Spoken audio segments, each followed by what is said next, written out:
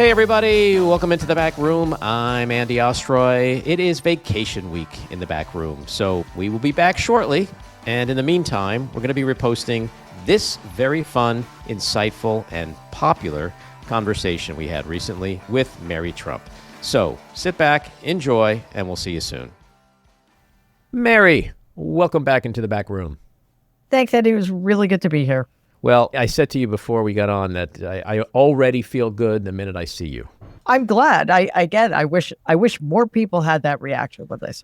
So. Well, there's so much to discuss, but I have to ask you perhaps the most important question in the country that I could ask you right now, and that is, tonight's the premiere of the Melania documentary. Do you have your ticket? Yeah. Oh, as you can imagine, I'm going to be a VIP at that event. You're in that roped off aisle. Yes. Yeah. Well, yes, I am indeed roped off. Keyword rope. Yeah. Yes. I sadly though can't make it because I had already planned to pound nails in the back of my hand. Yeah, I was going to say I'd rather jab an ice pick into my eyeballs, but that works too. That works, yeah. I'm an atheist. I'm not a man of faith. But if there's a God above, may she tank the shit out of this movie. Yeah, I'm also an atheist, so I hopefully it doesn't require a higher power. It just requires people thinking she's so vile and uninteresting and vapid that they wouldn't want to subject themselves to this nonsense. Although, on the other hand, though, and this is sort of the depressing part, I don't think she cares. She got her cool $40 million for nothing. Thanks, Jeff Bezos. Yeah. Yeah, I was just telling somebody before that having made a documentary myself, which HBO funded, $40 million for a documentary. And then like $35 million on top of that for promotion and marketing. Well, man, that is just like... I mean, that's unheard of, right? That's unheard of. Unheard of. Yeah. I mean, maybe you go to Sundance and there's a bidding war and you get 10 or 11 million for it. But like, and that's like a movie that actually has some substance and some viable commercial potential. This is just like it just seems like a bribe. Another one of Bezos's little bribes. In his sad, pathetic little existence now. Yeah. But I vacillate, so obvious. I vacillate between thinking, like what you said, like hopefully nobody wants to see this. But then it's like half of America put him in the White House twice.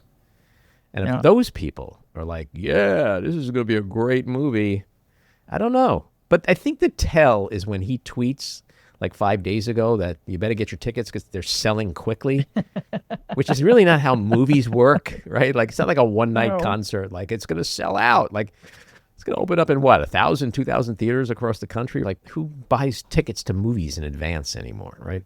So I think it's very unlikely. Means it's bombing in his mind. Yeah, unless it's Avatar or something, and you have or new Star Wars thing, and you have people lining up the night before, what have you. No, people don't buy movies in advance, especially when they know that the movie theater will likely be empty. Right. So, well, we do get, Box Office Mojo. I mean, there are websites and Hollywood Reporter and Variety and other media outlets who report on box office numbers. So we're going to know, like, he's not going to be able to fudge these numbers. Oh, it is going to be the most successful movie ever made. It's like nothing you've ever seen before. All of that. It's the same shit that he says about the economy, which is all a lie. And he continues to hope that enough people are going to believe him instead of what they actually see, instead of the actual data, instead of their actual own lived experiences. Like, he can say all he wants that prices are down, but if people's paychecks aren't stretching as far as they used to, they may actually believe that things are more expensive. Yeah. So, well, the thing that keeps me sane is I look at him and I see a man who's desperate, who's flailing, who's trying to distract away from Epstein, distract away from his chaos in Minneapolis, the tragedies there. But the reason why his popularity is so low, the reason why he's underwater on his signature issues of immigration, crime, inflation, bringing down grocery prices, et cetera, is based on what you just said, that the people in this country have eyes, they have ears, they have pocketbooks, they go shopping, they know what's true and what's bullshit. And so it's almost like you have to be a horse with blinders, just filter out his noise, stay focused on what's real. We know the numbers, right? We see where he is or isn't popular. We see what's happening with the Republican Party. We've seen all the special elections of the last year and a half. We saw last November election results. You know, it's not a good time to be Donald Trump and the Republican Party, which is why I think we're seeing so much of what we're seeing. So, you know, as his approval sinks and the picture gets worse for them, that's when it seems like the chaos just amplifies. Yeah, well, you nailed it. He's desperate. And he's desperate because he's losing control of the narrative in a way he never has before. And he's also losing control of himself in a way that on some deep level he's aware of. So that's, I think, one of the reasons we see him floundering. We see him increasingly incoherent and delusional and constantly trying to change the subject and doubling down on some of his worst qualities, the cruelty. And, you know, anybody who thinks that he or Tom Homan will be a moderating influence in terms of ICE has not been paying attention to what these people actually always do, which is make things worse, become more cruel, become more vicious, become more violent, because that's also another way of deflecting away from his increasing failures. Yeah, that's a good point. Although I will say, and maybe this will make me sound naive, I do think there's a difference between him and Homan. Homan worked in the Obama administration. He was always thought of as a decent guy. I mean, we may not agree with some people on the right with their tactics or their opinions, their philosophies, whatever. Sometimes their language is a little incendiary, perhaps. I think that, you know, on some level is to be expected with these people. But I do think today, Homan was trying to turn the temperature down a little. His boss, unfortunately, threw him under the bus later that day and pretty much contradicted everything he said about, you know, scaling back the amount of agents in Minneapolis and so forth. But Trump, to your point, like when we talk about, like, is he going to pivot? Is he going to turn down the temperature? Well, after his supposed big pivot where he was going to turn down the temperature, what did he do? Representative Ilhan Omar was assaulted at her town hall. He posted that she's a fraud and probably sprayed herself. Okay. Yes, that's number one. Yesterday, he called Alex Preddy an insurrectionist.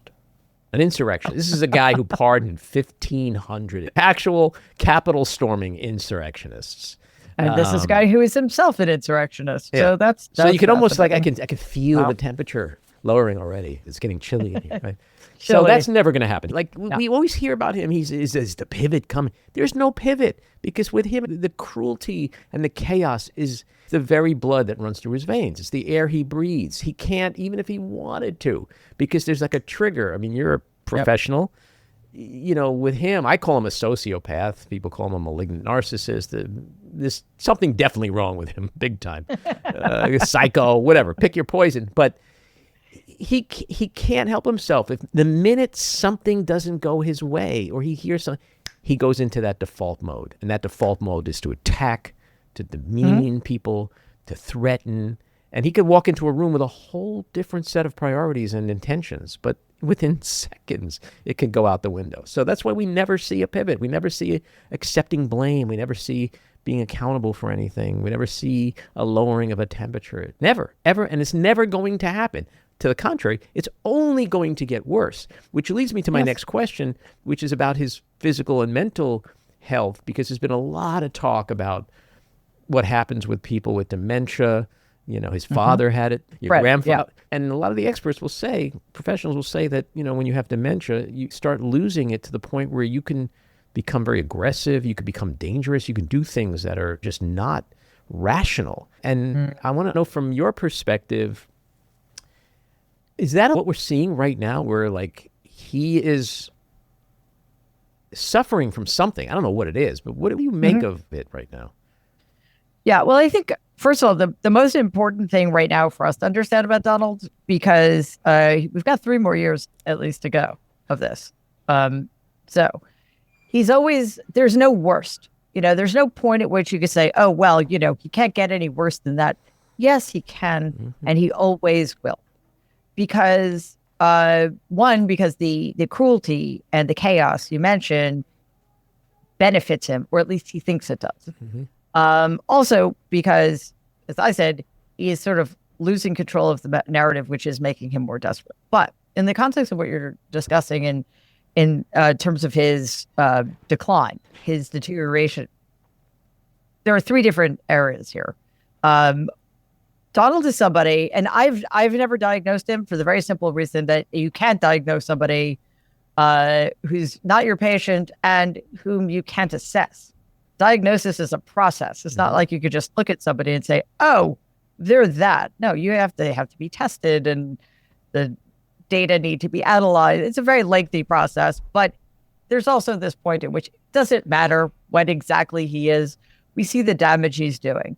However, he does have serious, long-standing, undiagnosed and untreated psychiatric disorders.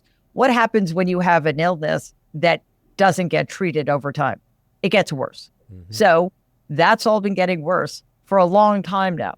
In conjunction with that, we have what seems clear to be, I'm not a medical doctor, but I think we can all look at him and realize he's getting less healthy by the day. He has obvious issues going on. We have had medical doctors point out the fact that you don't get a preventative MRI. You get a MRI if the doctor thinks something is wrong. You don't get a Montreal cognitive assessment unless a doctor thinks that there might be some issues with your cognitive abilities. So on top of that, then, of course, you have my family history of Alzheimer's, which I'm truly hoping is going to skip my generation, or at least me. And I see similarities between how he's behaving and how my grandfather behaved. Often when my grandfather, he started getting Alzheimer's when he was probably in his late 70s, around Donald's age. And by the time he was in his mid 80s, he was having a much harder time being around people, like out in the world and around crowds. And he would get this deer in the headlights look, as if he suddenly didn't know where he was or why he was there or who he was with. And those are the only times I ever saw my grandfather look afraid. I see that sometimes with Donald. He doesn't seem to be oriented all the time to time and place. He's forgetting people's names. He said Greenland was Iceland 4 times. And also there's this sense of not understanding the occasion. Like, he's at Davos talking about the fact that he believes the 2020 election was stolen. That's not why he was there. Nobody wants to hear that at Davos. He did that on the red carpet last night at Melania's premiere. He was talking about Georgia, and she's standing next to him, and I was thinking, this is the funniest thing I've ever seen, and also the scariest. Right, because she's probably thinking, wait a minute, this is all about me. Yeah, shut the fuck up and let me have my moment. Yeah, exactly. But she's not ever going to have her moment. Anyway, so the interesting thing is that as my grandfather got older and worse, as he started to forget people he'd known for decades, his grandchildren, and in some cases his children, he had a very significant personality shift. He was a sociopath. He was a cold, unaffectionate, cruel man who liked nothing more. Well, the thing he liked more was making money. The thing he liked next to that was humiliating people he had in his control. Sounds like familiar. My dad, for example. Doesn't it just? So my grandfather became this docile, sweet old man, and who never treated me better than he did when he forgot who I was. He would call me the nice lady. And there were still moments, though, usually late at night when he was home alone with my grandmother, when he would have these fits of rage and become very paranoid. He would accuse her of stealing his checkbook. He was terrified that he was going broke and that all of his money had been stolen and he was poor. So other than that, though, his general demeanor was completely different from the man he had been. With Donald, what I'm seeing, and again, he's still, he's not in his mid 80s yet, so who knows what could happen. But right now, it seems like we're seeing a worsening of his deep-seated character flaws. He's becoming more cruel. He's becoming more erratic. He's becoming more threatening. And of course, more corrupt and greedier, which is really saying something. So I don't know if there's ever going to be a shift to a more benign. I mean, maybe it will be when he forgets everybody. I don't know, but it's not happening right now, which is very bad. He's doing really weird things. Like, for example, he called Biden Sleepy Joe, but like he seems to be falling asleep everywhere. Is falling asleep a symptom of the kind of mental decline that you're talking about? Yeah, hypersomnia, excessive sleepiness, and falling asleep during the day is absolutely a symptom of such things. So he can say all he wants. He fell asleep during a cabinet meeting because it was boring. But in what universe does Donald think it's boring when a room full of people are talking about how great he is? Yeah, so, or just what? You're the leader of the free world. If you're bored, I would assume you have a lot to do. Call the meeting. Yes. Okay, just end the meeting and say thank you very much and go back to the Oval and do your work. Although that's hard to do when you're asleep. So. But that sleep is his choice. That's it. I was bored, so as president, I just took a nap. Like, yeah. Like instead of just saying goodbye, I got work to do. I've done that when I was in business. I was like, okay, I got to go. This meeting has to end now. Okay, we all have a lot of work to do. It's kind of crazy. But that suggests he's in charge of anything. So Yeah. What about like that meeting a couple of weeks ago where he just got up from the table and walked over to the window and was like, "Oh, look out there, the ballroom. That's who the fuck does that?" Yeah, that was crazy. That was bizarre. The CEOs of oil companies, after he'd essentially taken over Venezuela and kidnapped the Venezuelan president, just rambles around, goes to the window where there's literally just like piles of dirt, talking about how awesome it is. And nobody knew what to say or what to do. But of course, they also know that he's the guy who can enrich them further if they don't cross him or humiliate him. And that was the same meeting when Marco Rubio slid him a note, a private communication that Donald then read out loud because apparently he doesn't understand. I mean, it's just... Or to your point, did he used to understand, but he doesn't understand anymore because there's something really wrong with him? Yeah, he doesn't seem to understand how things work. He has very little impulse control at any point because, maybe he was just thinking, hey, I want to go check out the ballroom or the pit in which the ballroom is going to be built. But I should do that right now, because I'm at this meeting with oil CEOs, just like at Davos. I really want to talk about the 2020 election and how it was stolen from me because I just can't get over it. But I'm here to talk about invading Greenland. So he just doesn't, he's losing the thread. It seems, with increasing and alarming frequency. It's really interesting what you said about the oil companies because we have to really stop and think about this, that this was after the United States conducted a military operation to go into a sovereign nation, seize its president, bring him back to the United States for prosecution. And supposedly this meeting was to help figure out what are we going to do with American oil companies and the oil that's down there and he's walking to the window and looking out the window. I mean, the gravity of that moment of what they were discussing and his behavior during the meeting, it was just, I still am stunned by that. That moment, I think more than anything, made me go, oh, geez. Yeah, and that reminded me of my grandfather too. There was one time we were at my grandparents' house and my grandfather would get sort of fixated on things, and he had ripped a picture of a Cadillac out of a magazine, and he walks over to Rob and Donald, and he's telling them how much he likes this car and how much he wants this car, like he's a child. And that kind of thing happened again with increasing frequency as he became less mentally grounded as his condition deteriorated. And that what Donald did, just the way he just sort of shuffled over and felt like, everybody is here to kind of pay attention to me, and whatever I'm fixated on is something everybody else should be paying attention to. But what's interesting, as my grandfather started to do those kinds of things, my Uncle Rob would try to, just sort of make him feel better. Sure, Dad, yeah, whatever you want, Pop, but yeah, we'll get a car for you. Donald would just walk out, leave him alone because he just didn't want to be bothered. So, just another sign that he's a very cruel man. And I don't believe that anybody is going to be there for him in the same way he wasn't there for my grandfather. Yeah. So. You also just said something a minute ago that it kind of hit me. And that was when you spoke about your grandfather becoming like a sweet old man who was suffering, and he just sort of became like, that way.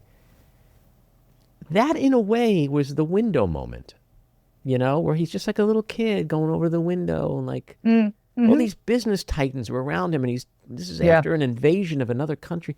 And he's like, oh yeah, the ballroom's going. Like, is it possible that like that's kind of a moment that you were talking about your grandfather, where like, because it was like a sweet, jovial, like silly kind of, it wasn't like angry, nasty, racist Trump moment. It was something different. And I don't know, maybe only time will tell if we see more of those kinds of things where he just deviates, or even the Marco Rubio thing. That could be like, hey, look, Marco, pass me a note. Yeah. Like, it wasn't cruel. It wasn't like mean-spirited. It was almost like a little kid who just does something stupid in like a sweet way. So I don't know. That's a really interesting observation. And I wonder if we're going to see more of that kind of thing, where you just go, what is that about? Like, yeah, I think we will. But it's not going to be a significant counterbalance to the other stuff, right? Yes. And also, when you think about it, with the exception of that, I'm sure there have been other instances, when he was sort of going off about talking about Creedmoor Psych Hospital and Little League, and his mother said wild. that. Yeah, that was wild. So if I could just ask you, what did you make of that? Because that was almost like he was on a psychiatrist's couch. And he went back in time, and we were like, "Oh my God, we're going on this psychological ride with him that we've never heard. We've never heard him talk like that before." Yeah, I think the most important thing is probably the most obvious thing, that it was wildly inappropriate, and it didn't make any sense, and it was, in my view, diagnostic that there's something seriously, seriously wrong here, and he is not aware. He's not aware at all. Is that typical of people who are going through some kind of dementia thing or early onset Alzheimer's, like where people who normally repress things, especially about a traumatic childhood, all of a sudden they start sharing these things with the world out of nowhere? Yeah, I'm not a neuropsychologist or neurologist, so I can't speak really too much about that, other than the experiences I had witnessing my grandfather go through this. And yeah, like there's, I think this is also true with most people who get older. They become very nostalgic for the past, but I think with people with dementia and Alzheimer's, it's sort of where they live, increasingly as their conditions deteriorate. So we do hear more of Donald engaging in this kind of these bizarre tangents and asides. So he also, and we've seen this in different contexts, he seems obsessed with the idea of what he refers to as insane asylums and insane people. And we know that he has a close personal relationship with a fictional serial killer named Hannibal Lecter. Great guy. Great guy, yes. that Hannibal. Hey, the late great Hannibal Lecter knew how to cook a meal. Yeah. So perhaps the only person that joke with never a less gets old, healthy by the diet. It doesn't. So, I think that between that and these other instances in which he seems completely unmoored from the present moment or what is appropriate in the context of whatever else he is supposed to be doing, is very alarming. It's not alarming because as you say, it sort of shows this kind of more benign side of him. He's not threatening. He's not invading. He's not stealing in those moments. But a lot of the times it is also, though, still about pumping himself up. And, with the CEOs, he was talking about that great ballroom, which is, and he has admitted this, a monument to himself. Mm-hmm. So there's still the grandiosity and the narcissism and the megalomania. And also, of course, there's the fact that this is the president of the United States whose brain seems to be bleeding out of his ears with increasing frequency, who has massive amounts of power and commands the strongest, most lethal military on the planet. Mm-hmm. So there's nothing benign about that. No. Do you find it interesting that he's been starting to talk about his father's dementia? Yeah, I mean, I think that's sort of a piece with other things I've noticed. He's starting to talk about things that he has done has spent lots of psychic energy over the decades suppressing, but it's breaking through. And I think that suggests that it's really on his mind. And is it possible it's breaking through because, to your point a second ago, he's such a narcissist that it's all about him. So now he may be aware that he's suffering from something very similar to what his dad was suffering from. I think it's because he's not aware, and but he does know something's wrong, and he needs to do what he is his sort of default and try to get ahead of it and change the narrative. So, first of all, he couldn't remember the word Alzheimer's, right? When he was talking about my grandfather's Alzheimer's, and what did he say immediately? Oh, I don't have that. Yeah, not a good sign when you're talking about Alzheimer's and you can't remember the word Alzheimer's, right? Like, well, not to make light of a situation, but like that was a really telling moment right there for me. It was. It was absolutely telling, and that is just another indicator that things are that he is in decline, and it's not like you have these moments of decline and then you can get better. Mm-hmm. It's not. I'm not saying he will be in steady decline. There are good moments and bad moments, and good days and bad days. But the bad days will become more frequent. The good days will become fewer, etc. And it then remains to be seen. I guess the question mark is, will that have a mitigating factor on the awful things that he does that we are so familiar with? Yeah. Now, I know you're not a medical doctor, so this can only be speculation amongst us, but there's some physical situations that have become very glaring over the last year. We have the discolored hand and the lame excuses like it's too much handshaking or he banged it on a table. And the Kenkel situation, which they've insisted is chronic venous insufficiency and benign. But when you factor in all the cognitive testing he brags about that he's had and all the tests he's aced, the unexplained MRI and all the other Walter Reed visits and tests, the mysterious 3-day disappearances, the fact that he's a pathological liar. So when a pathological liar and the sycophants around him throw the word benign around, when I hear that, he's not making it till Christmas. Like... Well, right? I mean, isn't it safe to just assume, like, if a pathological liar says it's benign, it's nothing, that they're really hiding something major? They escape are. That. There's no doubt they're hiding something major because it's like the Epstein files.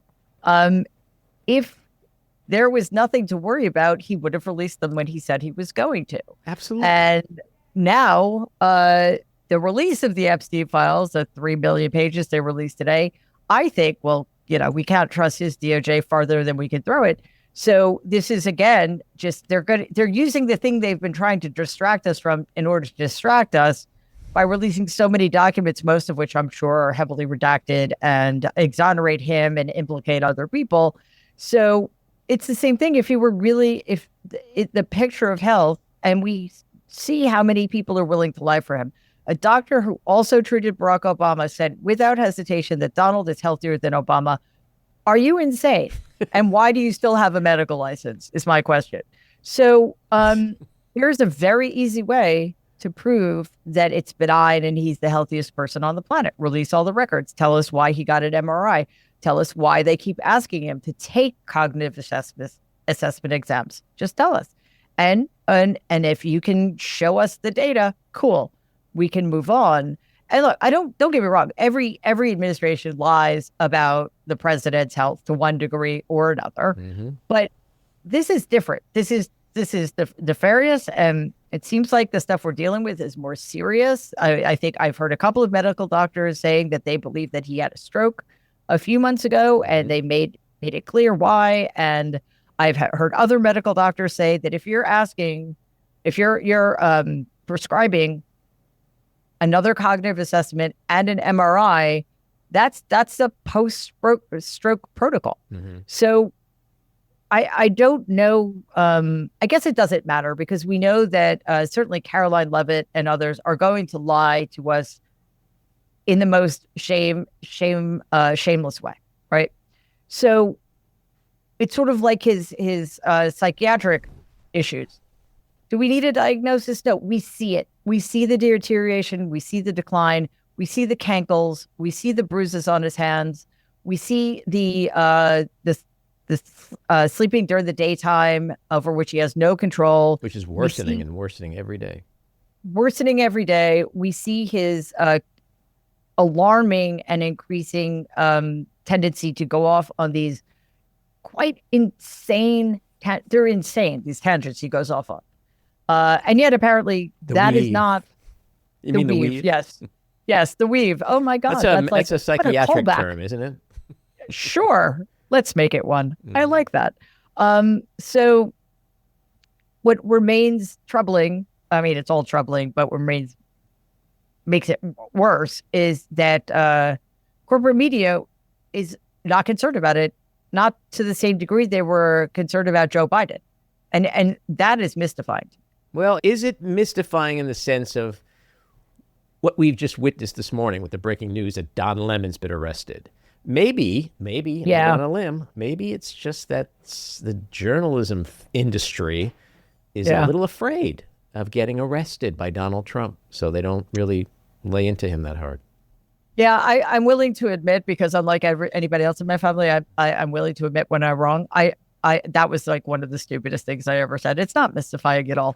It's clear that the corporate media for a very long time now has made it clear that it's picked a side and it's not us. Yeah.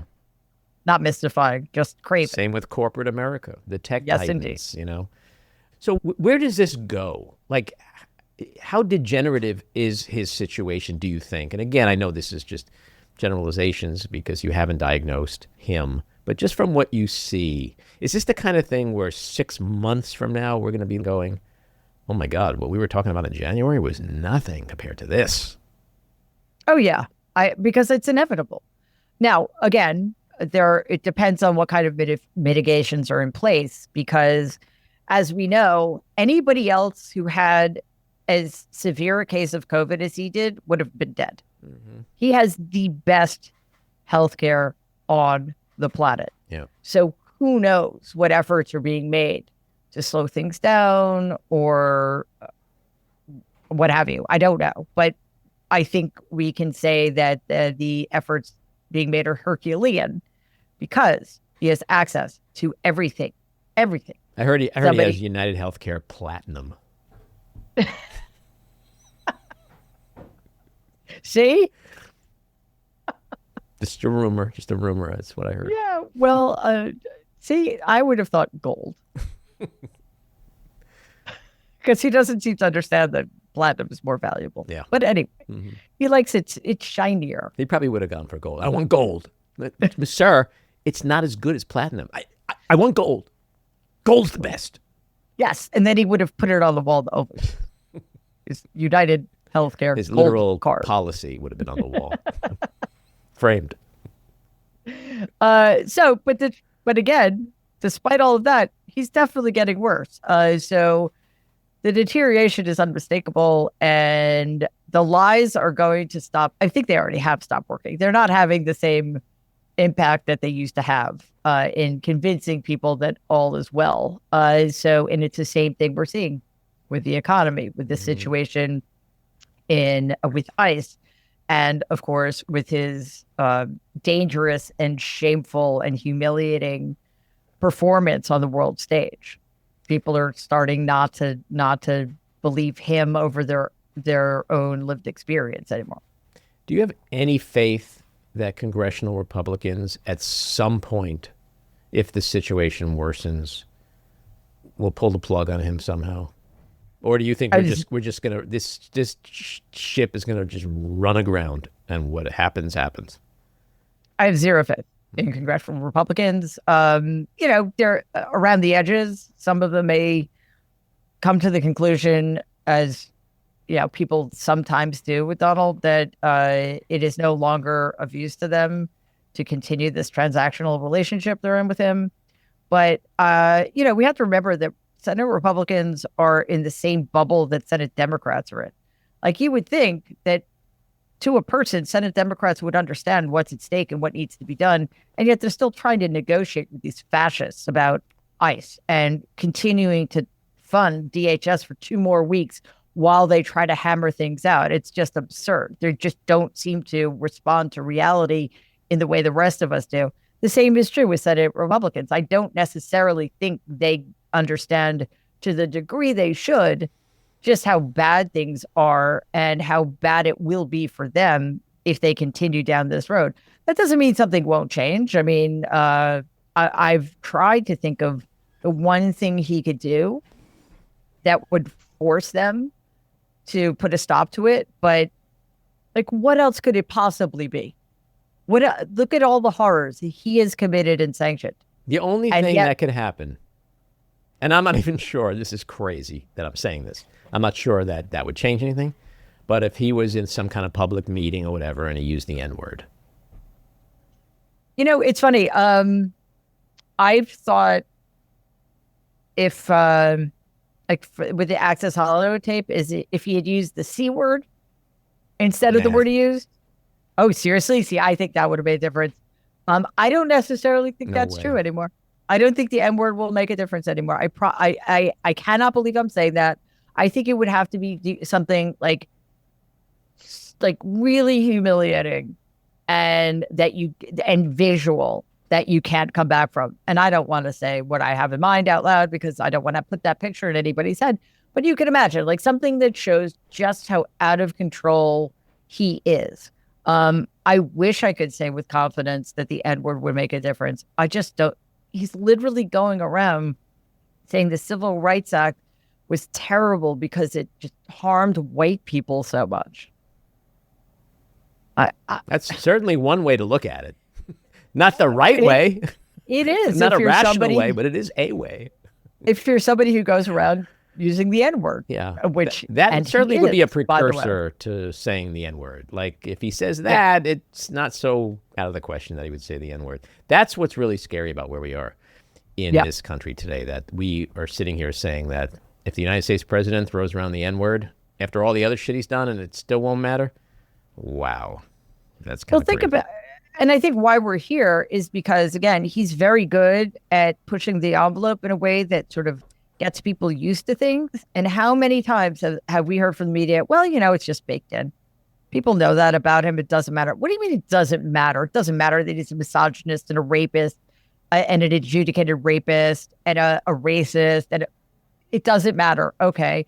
And then, of course, the heavy lifting corporate media has done to normalize him over these many, many, many years. So, yeah, here we are. It may not make a difference if he ever did say something like that out loud. Well, the interesting thing is, and I'm still holding out hope for this, is that I think the thing that can and will bring him down is those Epstein files. Because for whatever reason, that's the hill MAGA wanted to die on. You know, that matters more to them than anything. And I've talked to MAGA people, and it is just, that's the thing that he promised them. He jacked them up on. They were waiting for it. They all did. Bondi, all of them. And now it's like, we lied. Nothing to see here. Go away. And they don't like that. And I'm happy at least there's something that they're really pissed off about, aside from maybe the price of eggs, which I'm hoping it's still about the economy, stupid. Yeah. But I don't know. But Mary, it's always really therapeutic for me to talk with you. Glad. You should send me an invoice, really. No, let's just go have coffee or something. Let's do it. Nope, All right. no invoice required. Good to see you again. Come back soon. Thanks, Andy. Bye-bye. Take care. This episode was produced and edited by me, Andy Ostroy. It was co-produced by Maddie Rosenberg and Jen Hammoud for Radio Free Rhinecliff, with additional editing by Maddie Rosenberg, music by Andrew Hollander, and graphic design by Cricket Langell. And with a special thanks to our sponsor, The Epicurean. Again, thanks for listening. Please rate and review wherever you get your podcasts, and subscribe to the Backroom with Andy Ostroy YouTube channel, where you can watch full videos of our interviews. See you next time.